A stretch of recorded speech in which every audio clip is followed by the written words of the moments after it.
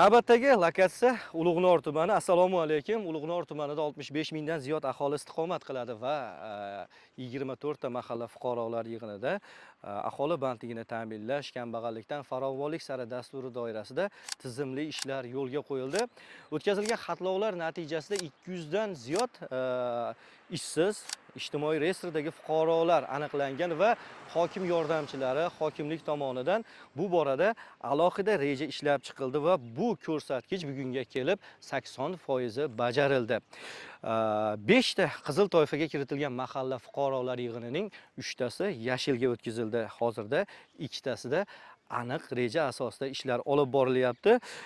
Ulug'nor tumani qishloq xo'jaligi mahsulotlari xorijga, aynan Rossiyaga eksport qilinyapti desa ishonasizmi? Bundan 4-5 yil avval mana shu gaplarni aytganimizda siz xom xayol deb o'ylar edingiz va bugun trikotaj mahsulotlarini 90-95% eksport qilayotgan hudud ham ayni Ulug'nor tumani va ijtimoiy reyestrda turgan fuqarolar tomonidan tayyorlanayotgan mahsulotlar hisoblanadi. Bu haqda yana ham batafsilroq ma'lumot olishga harakat qilamiz.